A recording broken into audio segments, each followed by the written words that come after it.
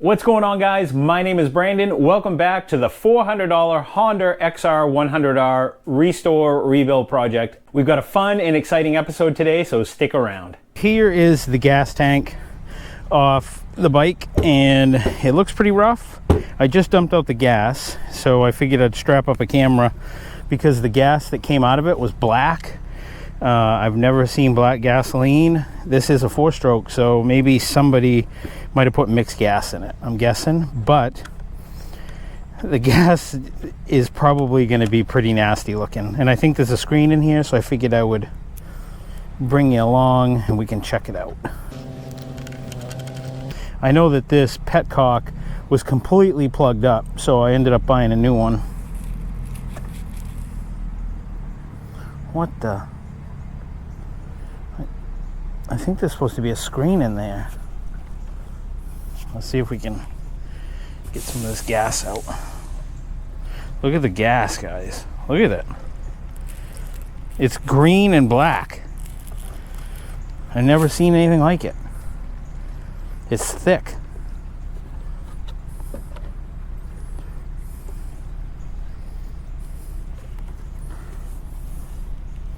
Wow, that's weird, huh? All right, I gotta clean this thing up.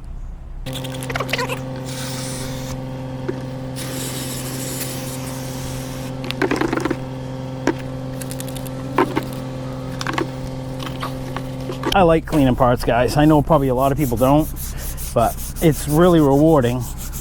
Probably because it doesn't cost anything other than your time.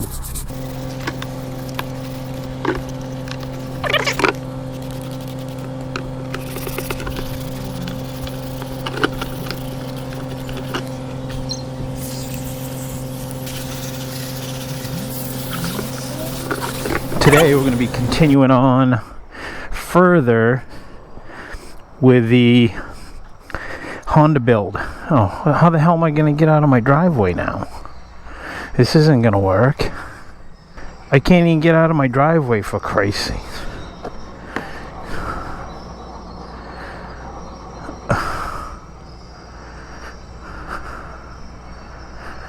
Oh, what the hell? Well, anyways, guys, I gotta go run to my local motorcycle shop and hopefully buy some hose. That's what I'm looking to get right here. And these are all dry rotted and cracked, and they look like crap. So this one's got a bigger tank bag on it, so we'll take the 600 today and see how that goes. Let me see. It's a little warm for leather. Today's not starting off good. I'm not sure how I'm going to get out of the driveway. They got a water line stretched out, but we'll figure out something. It's a motorcycle. We'll take her off-road. I'm not scared. All right, cold start.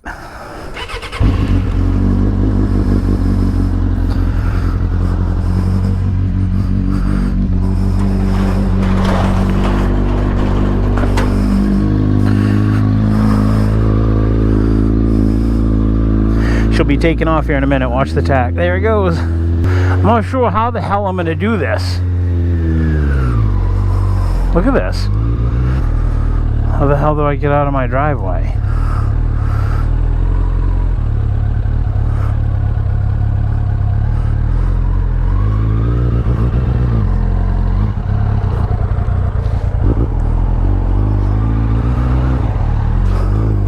There we go. That's how we do it.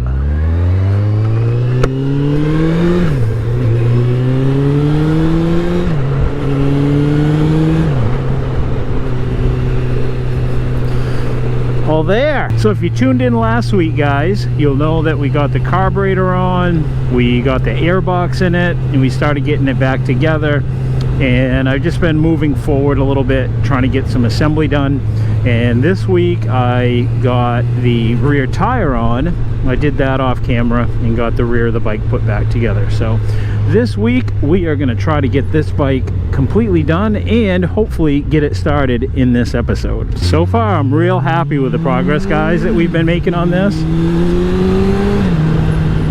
It's not perfect, but it's pretty close. And today we're gonna have to do a little bit of welding and fabrication work on it as well, and I'll explain that here in a little bit. But like I said, right now I gotta go run some errands to go get the parts that we need so we can get this thing buttoned up.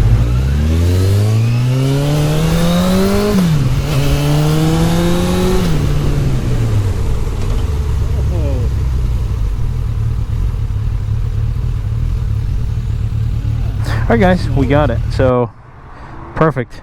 Look at that. And it's almost the same color. They only charged me a $1.05 for it. So threw them $2, called it a day. Said thank you very much. So let's get out of here. Let's go back to the workshop and get this thing worked on. I can't wait to hear this. I think I want to check the valves too on it today. And the only reason I don't suspect there's anything wrong with the valves, but the only reason I want to check them is because the gas tank is off. And when the gas tank's off, you can easily get to the valve cover, and that's the best time to check it. So hopefully I'm not making a bunch of extra work for myself by pulling the valve cover, maybe creating a potential leak or ripping a gasket, but I kind of want to do it now and get it out of the way. That way we'll know that the valves are adjusted and they're right. Who knows if they've ever been adjusted. The heads of the bolts didn't look like they've ever been taken out before, so it may have never been done. Let's get on it a little bit here, huh?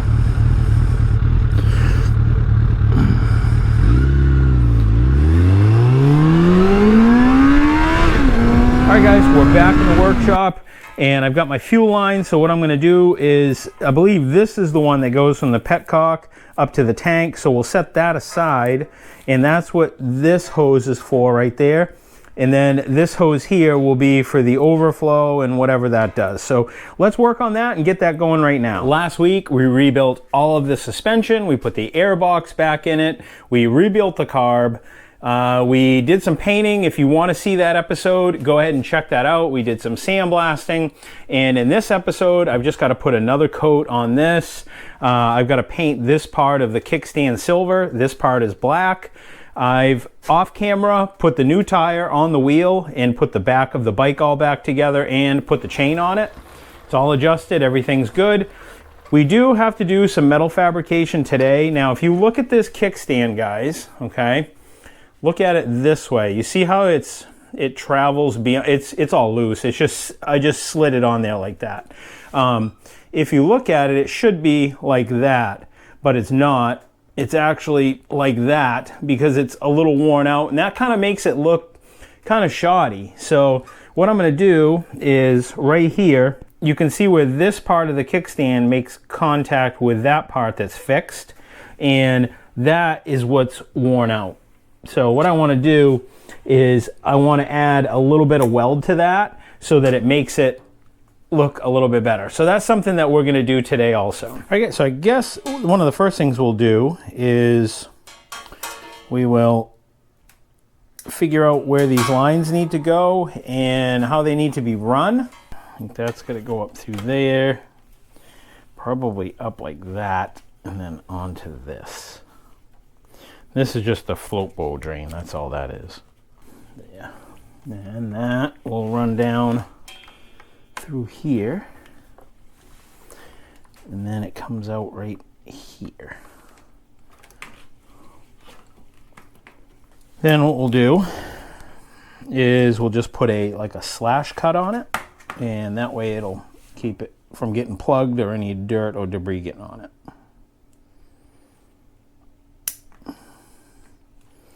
There. All right, I did a little research to figure out where this tube actually goes, and it actually goes right on that right there. Can you see that? Right there. And then it goes over, then it clips in right here, and then it just hangs down. It's just an air vent, so I don't know how well you're going to be able to see me do this, but I'll put it on a tripod so hopefully you can see it.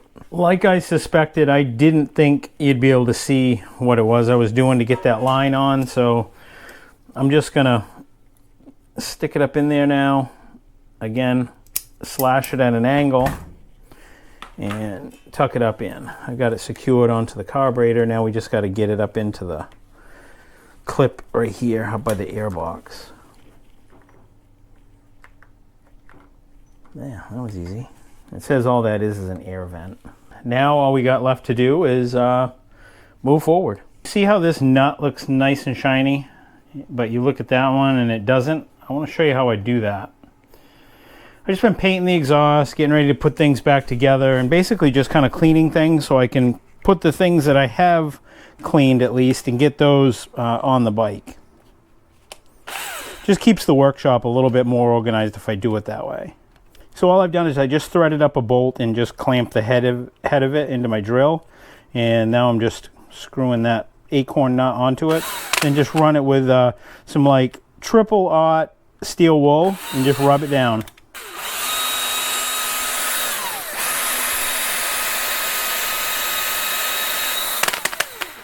Look at that, guys. And you can do that with all chrome and it will make it look so nice. I did it with the wheels and it cleaned right up.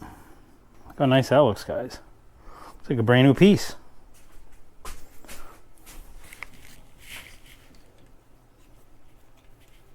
Yeah. All right, let's get that exhaust bolted on there. I think I got some stainless hardware for it. So I don't have these flange bolts at all in either zinc or stainless. But what I do have, which might not look too bad, are these bolts here. That would look pretty good, I think. Wouldn't it? They're stainless. Let's throw those in, see how that looks. Let's double check, make sure they fit. They do.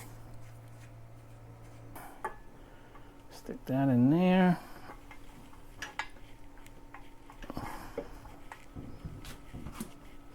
I'll go back through and put Loctite on them, but I'm just trying to hold everything in place right now.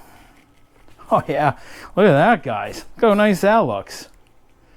Wow, that's pretty close to the factory color too. Put Loctite on this one.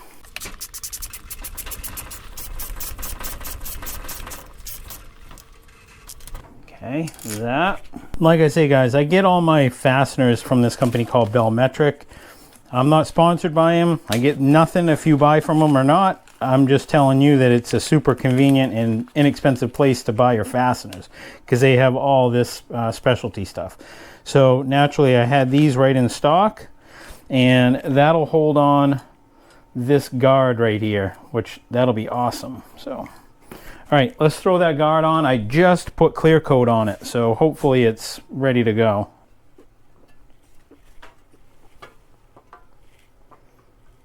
Wow, guys, that looks pretty good.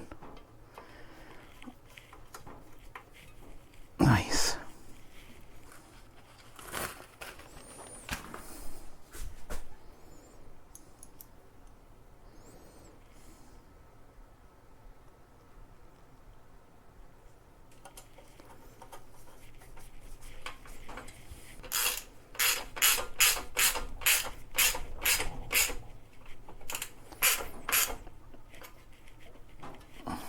There, that's all on. That looks really good. I like the looks of the stainless hardware on it. So, all right, let's get the back fender on it. I'm just trying to like use up some of my parts that I have kicking around, and no time better than the present to get rid of all of them. Look at that, OEM. Oh yeah, look at that. That look good.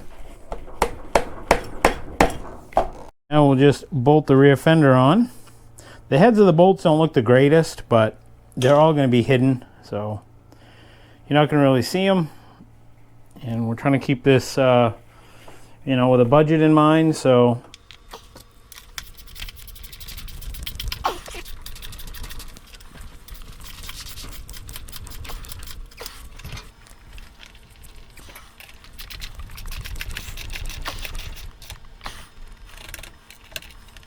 boy, doesn't that look nice, guys, huh? We're making really good progress, guys. So, like I said, I'm just kind of going around. so that I can keep my shop kind of clean is I'm just putting on parts that have been finished and restored. And this was one of the parts from last episode that I sandblasted and cleaned up. So we're going to put it on right now. And you see how these bolts, the heads of this look kind of ratty and up here. I'm going to mask this off when we're done. And once I get this on, I'll just kind of like mask that section off and paint the bolts and all of it. Make it all look really nice, because you can't paint bolts beforehand and then put a wrench on them and tighten them up, because then what'll happen is they just chip the paint off the head. So you're better off, if that's what you want to do, either get new bolts or paint them after they've all been torqued and tightened.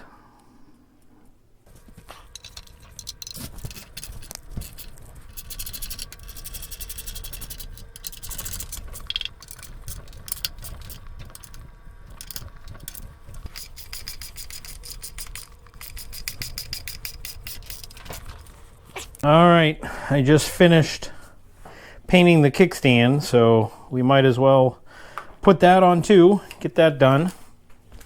Get as many parts on the bike as we possibly can.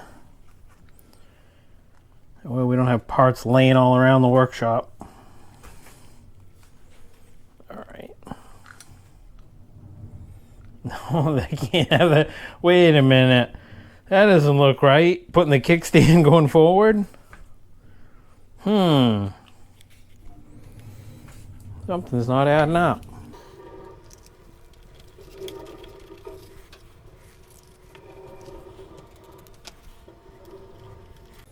This is still pretty wet. That's why I'm kind of being careful with it.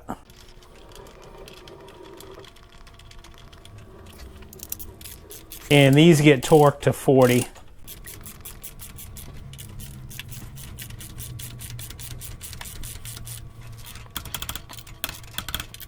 And I probably could have taken the kickstand off, guys, and painted the kickstand black and then done the other piece separate. But again, I didn't want to mess around with the threads on the bolt in the head of the bolt and then having to paint them after the fact. So you'll see this way when I pull this apart that the head of the bolt is black, and I just obviously just painted around everything.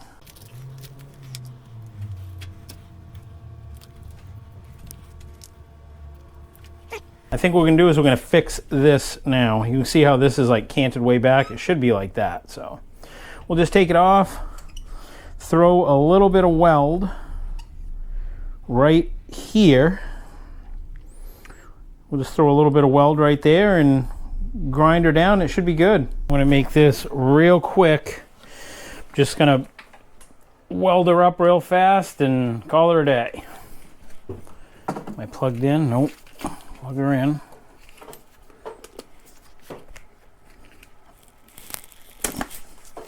All right, there's that. And turn it on.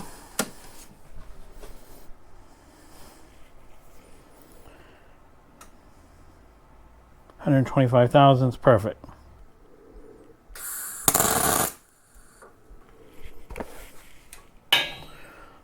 Yeah, that should have done it right there. Yep, just got to grind it a little bit. Perfect.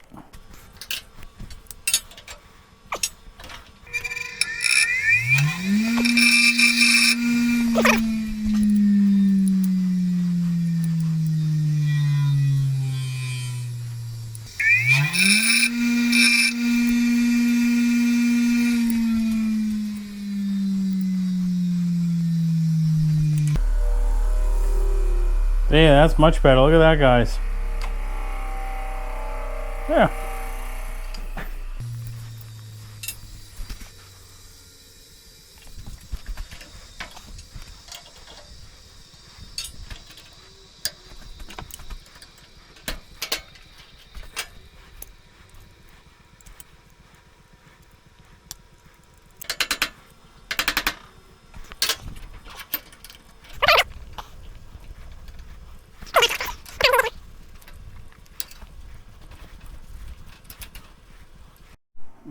Let's see. Something like that, huh?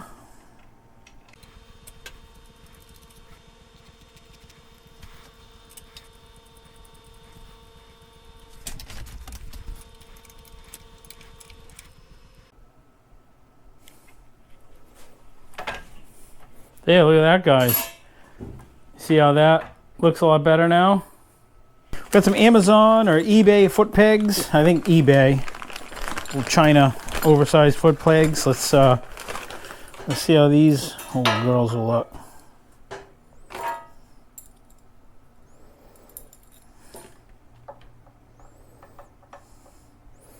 Oh yeah.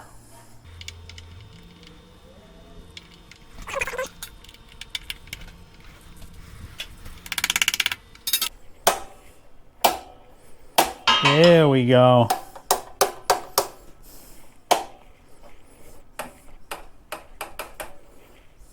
Now that we've got the pegs all on, I got to take the front end off. And the reason I got to do that, for a couple reasons. I've got new fork boots because these are all chewed up. I need to paint this where we repaired the steering stops. And while I got it apart, I might as well grease the head bearings in this and take care of that. And maybe, just maybe, I will dump out the fork oil and put new oil in it. I don't know. We'll see. All right, there it is right there. Probably 19. We'll see. Yep. Oh my God. Wow. What's the other side? 12 maybe? Let's try that. Or 14. Yeah, I think it's 14. Sorry guys if I'm like moving back and forth kind of like fast and it's messing you up. There.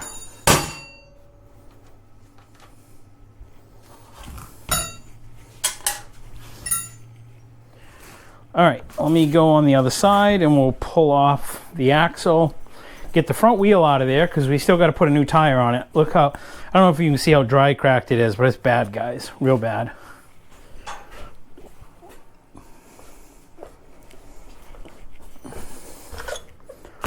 Yeah, there's that. There, let's pull this out. And we'll set this aside. Yeah, look how bad this is a Bridgestone Moto something M23. Now this would be, I believe, the stock tire to the bike. I believe that that's what it came with from the factory, was Bridgestones. So we'll set this aside over here on the bench because we're not really ready for it yet. But when we are, there's our new tire. There's our new tube. Wow. Huh. This was already loose. Wasn't even tight. Look, I'm tightening it right down now. Maybe it's stripped out.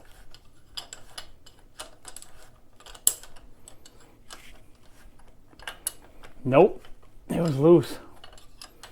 Real loose. Same thing with this one. Loose. Well, there. That makes it easy. So you can see these shock boots. Those are all tore up.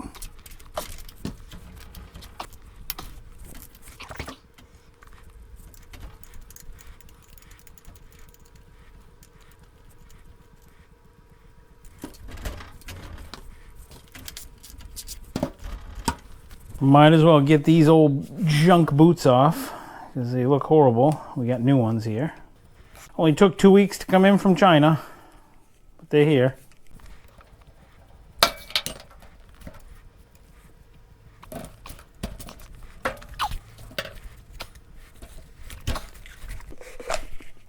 Wow, surprisingly, these forks look really good. Yeah.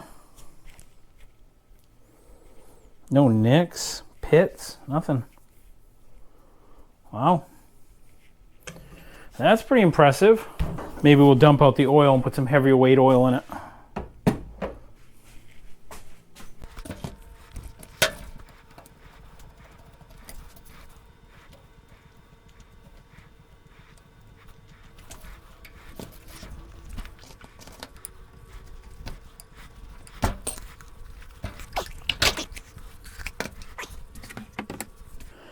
junk. Get rid of those. We'll set those aside and save them. Remember how messed up this shifter was? I straightened it all out and then I painted it. So little details like this, in my opinion, really set off a project. They just kind of, I don't know, it just looks nice when you do the little details like this. Look at that, huh? Oh yeah. Alright guys, we are really close to finishing up this project now. I've just quickly taken the front end off camera because what I want to do is I want to paint up this steering stop that we repaired in the last episode, and I want to clean up the bearing race surfaces, and I want to re-grease the head bearings here, so, and clean up all the parts. You can see I've got everything labeled. The bars were a little bent. I just gave it a little hammer on that cross piece and straightened that out and took the front tire off. I want to take some of these parts and just soak them in the ultrasonic cleaner to help get everything cleaned up a little bit. So we're going to put the front whole brake assembly is one complete thing. You can see how it's all froze up.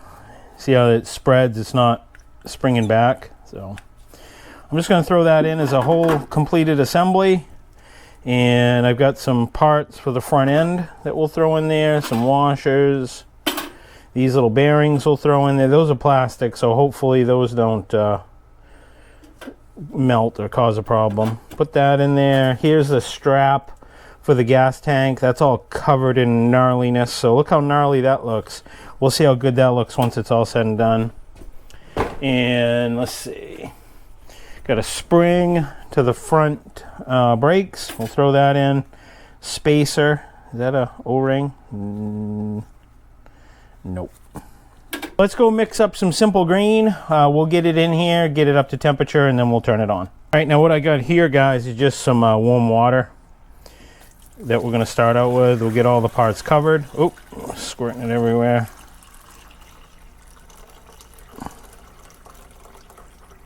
Can we get it? Yeah, maybe a little bit of it will. There we go.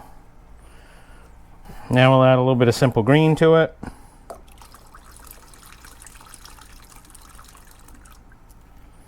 Yeah, that should do good. Now we'll turn it on. We'll switch on the back. And we'll set the temp.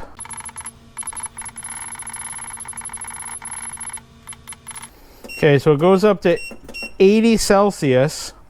So we're gonna set it, we'll just go 70. That'll work. I'm gonna show you real quick what one of my viewers just taught me on how to convert Celsius or centigrade into Fahrenheit. So I've got it set for 70 degrees Celsius. So what does that equal in Fahrenheit? Okay, check this out. This is super easy to figure out. Okay, watch this. So you take 70. Okay, that's multiply that times 2, so that's 140. Okay, and then you minus 10%. So 10% of 140 is 14, equals 126. Then add 32 to that number, 158 degrees. So 70 degrees Celsius is 158 degrees Fahrenheit. How cool is that? So take whatever your Celsius number is, multiply it by 2, subtract 10%, then add 32, the number 32 to it. And that's how it is. So thanks, buddy, for the great tip. And I'm passing it on because I'm sure this is going to help a lot of people like it's helped me. So thanks. All right, guys, I lowered the temperature a little bit to 60 Celsius. So in Fahrenheit, that'd be what? 60 times 2 is 120. Minus 12, that's 108, plus 32, I'm just using my calculator, so 140 degrees. So that's 140 degrees right now, and I'm going to get ready to turn it on, and I don't know if you can see much in there, but watch when I turn it on. I mean, the grease and grime just immediately rises to the top. So this is what sets the timer, so I'll set it for 30 minutes, and now we're going to turn it on.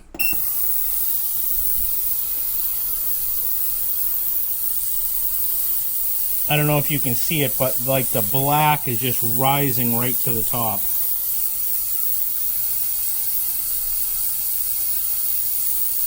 Yeah, look at it come up through the hole there. All that black grime and grit over here.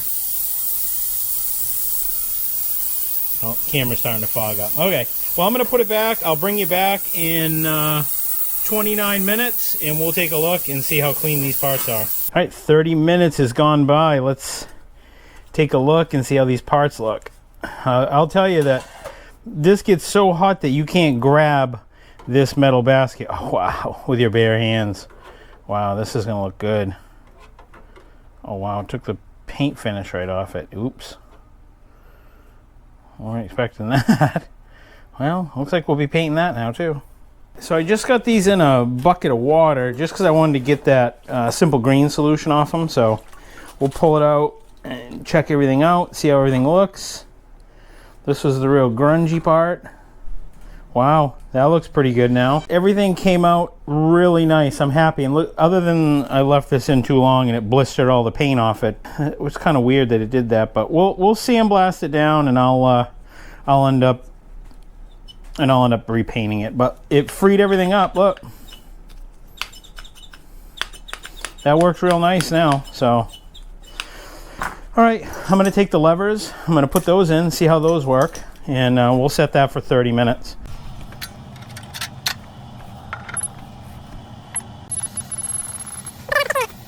All right, the time is up on those levers. Let's see how that looks. Yeah, those look good. Yeah, those look really good. Perfect. All right, guys, it's the next day, and I am super happy how this came out. The paint feels nice and thick and slippery. You can see the line where it transitioned from old to new, but the tank rides up here, so you won't see any of that. And then I peeled off the sticker around the, the model number. And yeah, it just came out really good. I'm happy with it. So now it's time to get this front end back together. So let's do that. You can see I got all my parts laid out. Painted the triple tree.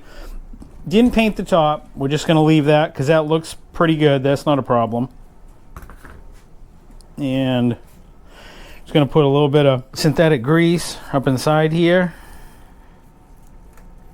There. That looks good. We'll do the same thing at the top. Now we'll do the same thing to the bottom bearing race where the bearing rides.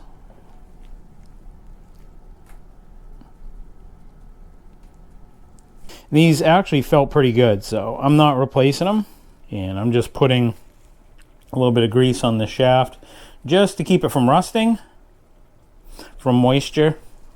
It doesn't rub on anything, it doesn't slide around. So, and I'm going to do the same thing with the threads here.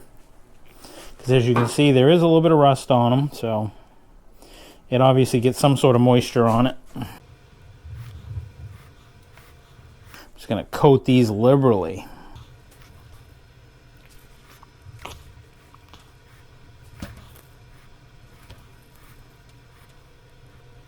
We're going to do the same thing at the top and drop in that bearing. It's kind of weird that this is like a plastic bearing race, but I guess it's really, the plastic doesn't do much other than just kind of like hold these bearings all together because they ride in between like two half bearing faces. So it's kind of a pretty neat idea, really. I would think that this would last, this style of setup would last quite a while. All right, I'll just put those up in there. And then we'll put this piece down in there, just like that. Yeah. All right, now we just got to slide the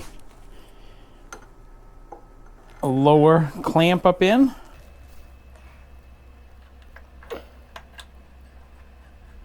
There. Then we install the nut on top.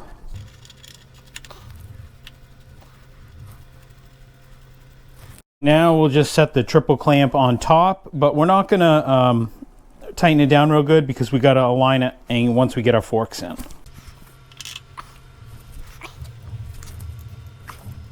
because I skipped over when I put on the rear tire and mounted it, I just kind of wanted to bring in and show you how I do it. Now, I normally would be using that stand over there, but the issue with that is that that stem that sticks out through the top, it's made to go down through the center of the hub, and these bearings are just too small to allow that to happen. So I've kind of got to do it right here on the bench, laying down flat as it is.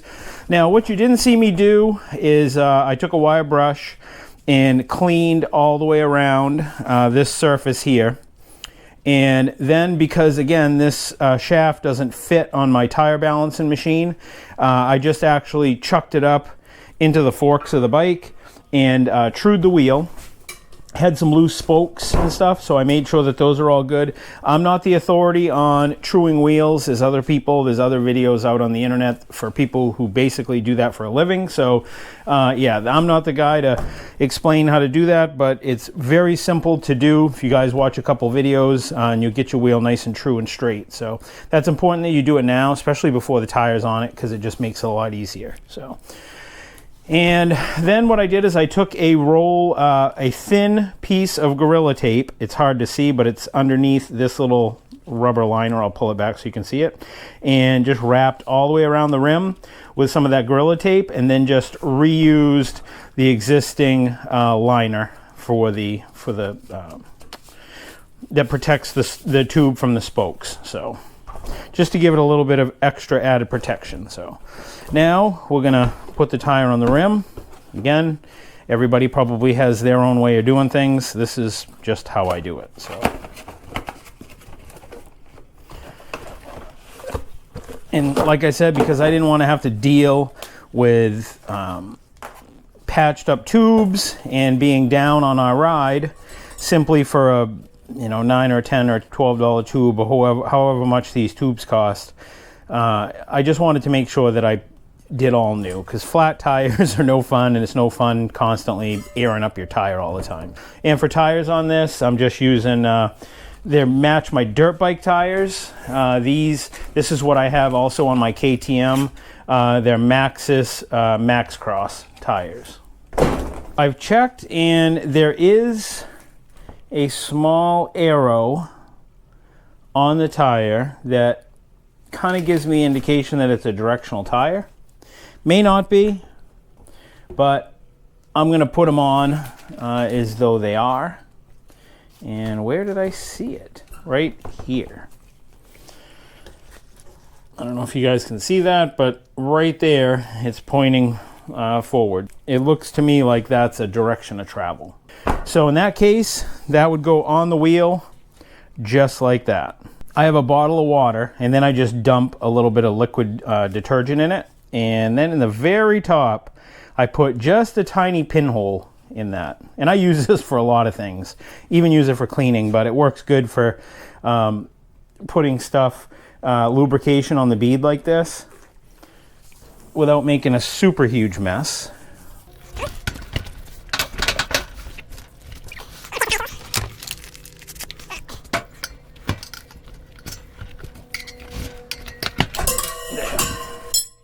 All right, so that's on. Now we're going to air up our tube just a little bit and jam it in there.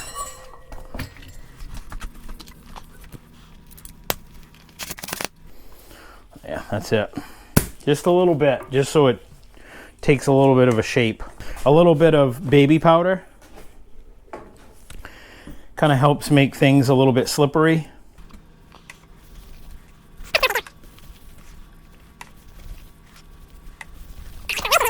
Again, I got my valve core lined up to the hole in the rim, and then I'm just going to go around, and that just makes it a little bit easier to go into the tire when it's rubber against rubber.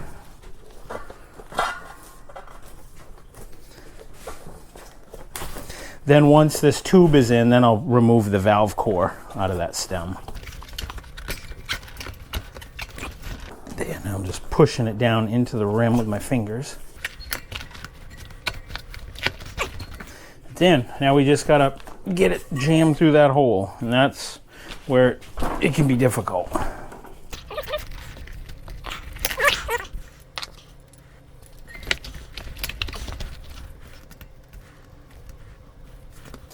Now, I don't go crazy tightening this part up, but I do try to get it so that it's somewhat snug and then back it off. Just to try to get this, the nipple straight on it. There, you can see how it's straightening out. So as I put the other side of this bead on, the tube just will kind of like slide into its natural place where it wants to rest. Okay, so that's actually tight right there. So now I'm going to back it off a little bit. Just like that. Then I'm going to remove the valve core.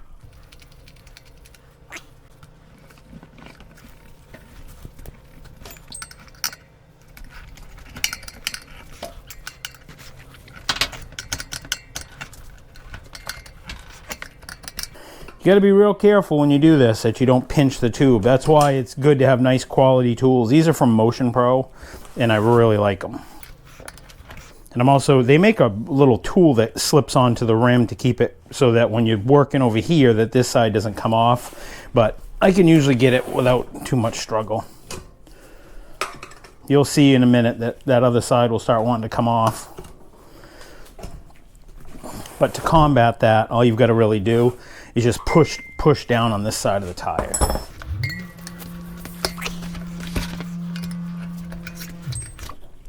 Okay, now this is where I got to start holding it down.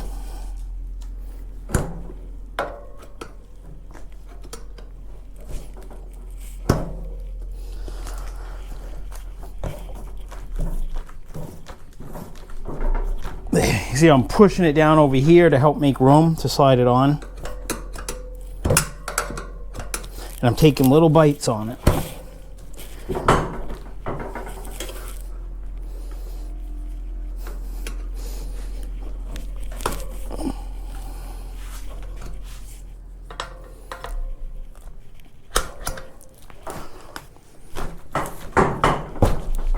Yeah, see, that side just started coming out. And then what I do sometimes, guys, is if the tire gets a little stubborn, to keep it from working its way backwards, by putting this here, it just squeezes. I'm not squeezing it against the rim, I'm just squeezing the tire together a little bit, and that allows it so that it can't unwind off that rim. And I'm just making sure that I'm trying to keep this side of the wheel down into this like thin part right here. And just, again, I'm taking little bites at it, and eventually it'll go on.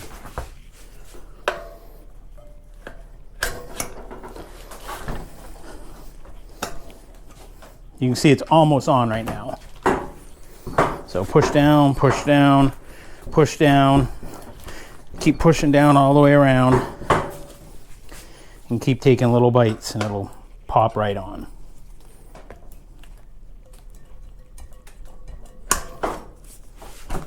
And there it is. Now you can just take off your clamp, then put your valve core back in, and air up your wheel.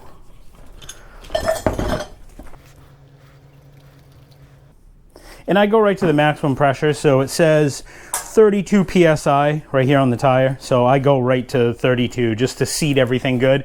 Then I let all the air out of it after that, and then re-air it back up. All right, let's see what we got for air in this. 44.5, yeah, that's plenty. Let that sit for a minute. You see how now this is loose. It's not gonna move around. It's nice and, you know, perpendicular to the wheel. So now that I've blown it up to maximum pressure, now I remove the valve core and let the tire and the tube relax. Yeah, I don't know if you heard me, but now that I've aired it up to its maximum pressure, now I just remove the valve core and let everything kind of like relax and set back into where it wants to be seated. Then I put the valve core in and then air it up to its proper pressure and then leave it. Then we're good.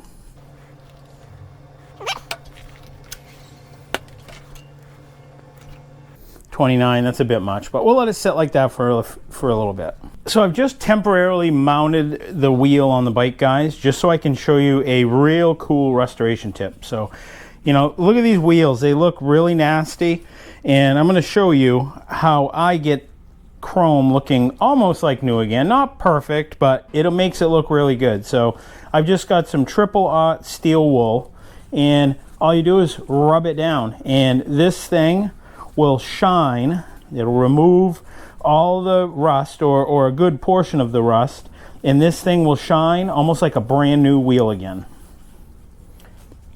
You can see how it's automatically like taking all the rust off.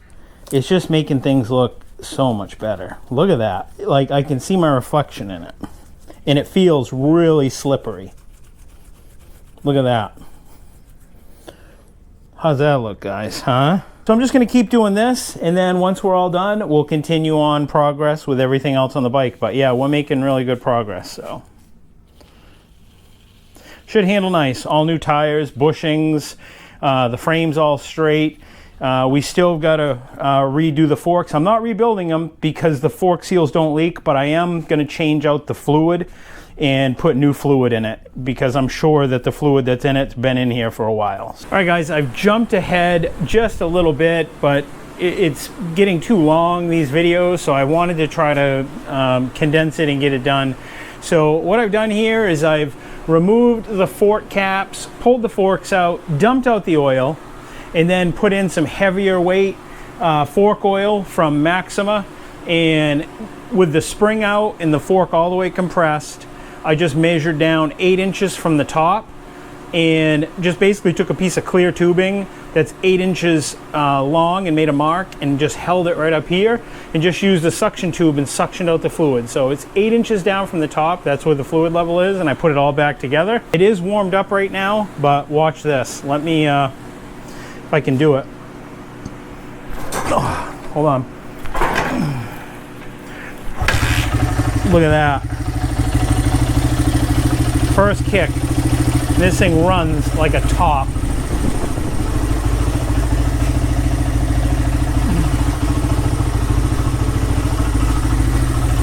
This petcock is new, and then I just put on some fuel hose with a fuel filter, and yeah, so that's all good. It's all hooked up. While I had the tank off, I did adjust the valves. It calls for 0.02 of an inch clearance on the intake and on the exhaust, but the problem is that the exhaust had no clearance and the intake was fine. So I had to adjust the exhaust valve, so now that's at 0.02 of an inch, and this thing is awesome.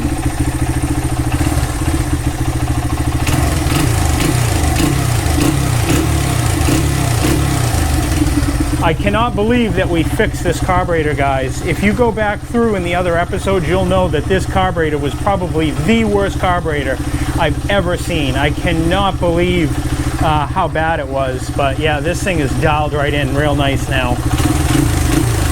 As far as the fuel screw, which is right there, I'm out about 2.5 turns, 2 3/4 roughly. And if you remember right, I think from the factory or from when we worked on it, it was only out in 1 1/4 turns, but it is what it is. That's where it needs to be to run right. So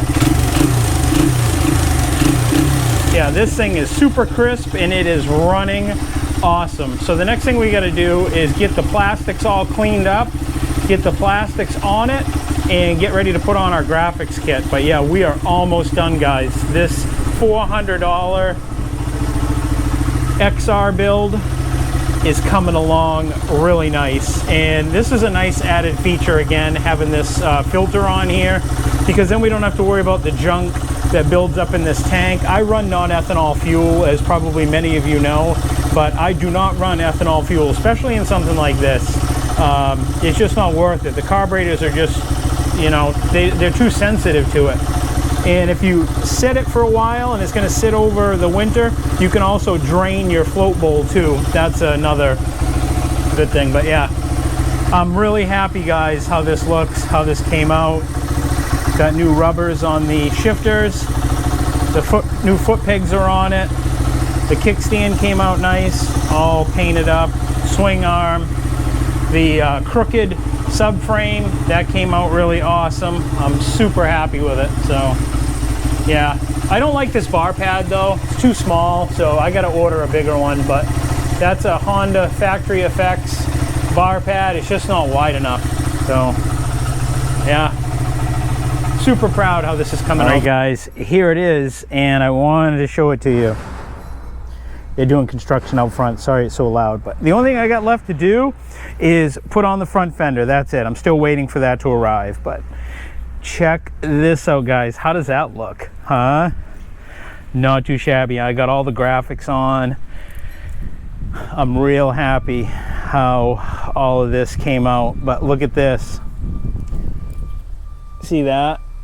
Yeah, one of the straps came off when I was towing it down the road, and it scarred up the exhaust and it scarred up the sticker on the front end. But you know, it's gonna get damaged, it's gonna get hurt. I replaced that Factory Effects bar pad with another one. It's Factory Effects, it's just a little bit bigger. So do you want to see it run? Let's start it up. So it should start first kick.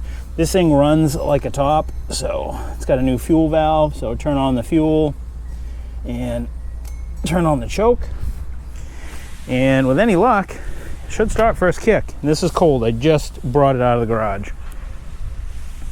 Okay, here we go. Hopefully it doesn't prove me a liar. Look at that guys.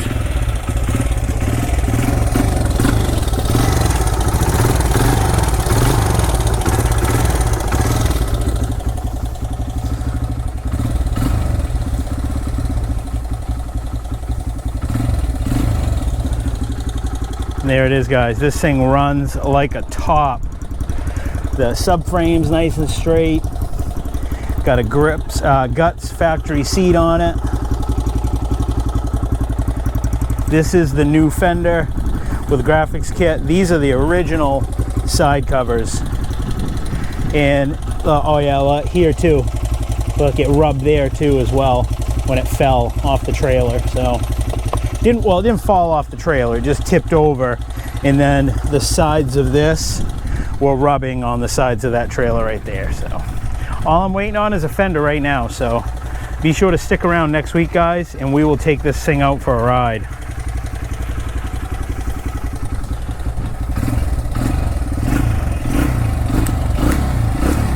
Thing goes good. I painted the perches using some semi-gloss black paint. So yeah, this thing runs really good guys. Real happy with it. And that's it guys. That's just a quick look at the $400 Honda XR Rebuild project. Stick around, new videos every week, and next week we'll be taking that thing out for a rip. So I hope to see you then. See ya.